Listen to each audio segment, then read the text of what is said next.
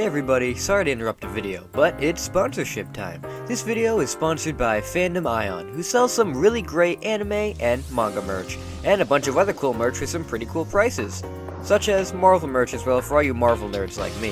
If you want to get these fine items for an even lower price, then make sure you click the link in the description down below and put in a discount code DAMON for not 5% off, but 10% off of your order. Again, that's code DAMON for 10% off of your order. Hopefully, you won't regret your purchases. Now, let's get back into the video. How's it going, everybody? Welcome back to the channel. Today, we're going to be heading back into What If Goku and Broly Were Sent to Earth. Last time, we dealt with Frieza coming to Earth and most of the Saiyans achieving a brand new Super Saiyan transformation. And today, we're going to continue on with the Android arc proper. So if you want to see more parts of this series, then let's see if we can get this video to 400 likes. If we can hit that, that'll make sure to continue this series. As always, huge shout out to all of my amazing patrons for all of your continued support. It really means a lot. With all that out of the way, let's get right back into this series. The time of the androids has arrived. It's more of a rough estimate now and not exactly a firm date and time, since Bra was more focused on her father's rampage in the future than the androids, but the androids are still a big threat if not taken care of properly. Goku, Gohan, the Bras, and the other Z-Fighters all arrive once there's a lot of destruction being done to the city. This time, by more than just 2 androids. This time, we have Android 19, 20, and 17 and 18. How? Well, if you remember back in part 1, the Red Ribbon Army were able to get their wish to take over the world, so they had a lot of interesting resources at their disposal to make bigger and better things. Sure, they got overthrown in the end, but Dro was still around to use these resources to make much better and stronger androids. With these brand new resources, he could finally have to tech to perfect Android 17 and 18, who weren't able to fall under his control in canon, but here, now they're nothing more than his mindless slaves. They're a lot more powerful too, since on top of having better tech inside them, they have data from stronger Z-Fighters, so it's a lot more of a struggle here. Jiro doesn't let them leave the cityscape this time, and they all start the battle there. Goku realizes that 17 and 18 are clearly the strongest here, so he tells Bra that the 2 of them are fighting these guys, while the others go for 19 and 20. Present Bra, Gohan, and the humans fight off 19 and 20, who are still very powerful, but luckily since the kids became Super Saiyans early, they're able to hold them back enough to not be killed right away. Goku and Bra find out how dangerous the other 2 are though, as 17 and 18 are matching them blow for blow. Bra is extremely surprised on how strong they are, as she remembers watching on the news how her father tore through these 2 so effortlessly. It really shows off how powerful he became while in his legendary Super Saiyan form. Bra notices while fighting that even when they damage these androids, they don't seem to really be affected in any meaningful way. They seem more annoyed than damaged. This is because of the infinite energy that is inside of these androids at play.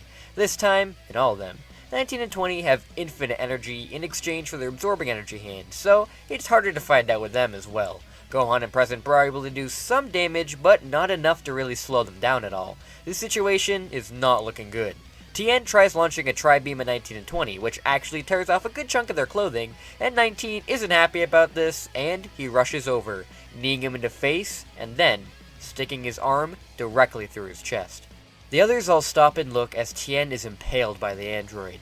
Tien gasps for breath, and then since the android is so close to him, he puts his hands right up to his face and launches a Neo tri-beam right at it, blowing it directly off and killing the android. Though, with the last of his strength used up in that tri-beam, Tien falls to the ground, dead. Goku looks on and can't believe it. Tien has already been brought back by the Dragon Balls once, so he's really gone for good. He explodes in anger and attacks the other androids, managing to catch them by surprise due to this large power increase. The others all fight back as well, and with 20 being attacked from all sides by Gohan, Bra, and Krillin, trying to get their revenge for their friend. 20 is of course beaten around by these guys, but still has enough fight left in him to blast them all away, one by one, knocking down Gohan and Bra into their base forms, and Krillin on the edge of death. Jiro goes to kill Krillin as well, until Goku blasts a Kamehameha past 17 to hit Jiro and get him away from Krillin. This costs him though, as 17 headbutts him away, and which pushes him back a great deal. With Goku and Bra the last ones conscious and them failing, pretty much all hope seems lost. Bra apologizes to Goku for things turning out this way, as she didn't expect these androids to be this powerful. Goku tells her it's not her fault, and that they're not going to die yet. He has one more trick up his sleeve. He asks Bra if she still has her tail, which surprises her, and she takes it out of her pants to reveal that, yes, she does still have it. He asks her if she can control her Grade 8 form, to which she says she can. as she never really trained to control it. He expected as much and tells her to grab the others and get out of here. If she sees what he's about to do, she'll transform as well, and then he'll have another issue to worry about. He'll hold out for as long as he can. He screams out to go, and then launches a fake moon into the sky, a trick he learned while training with Broly to master the Ikari form. Goku begins to grow in size as the androids attack him, trying to stop the transformation. Bra sends out a solar flare in the direction to blind them as Goku transforms, and then quickly grabs everybody off the battlefield and flies away as fast as she can. Goku grows and grows until he becomes a golden great ape.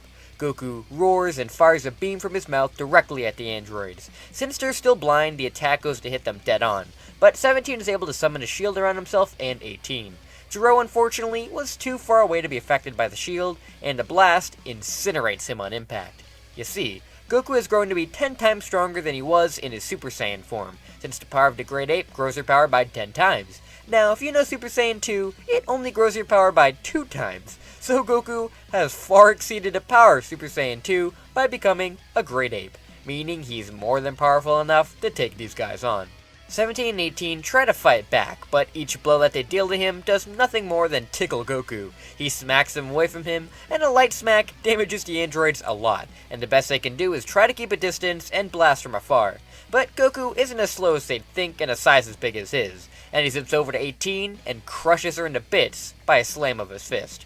Goku roars in victory as 17 realizes he's screwed now. What can he do?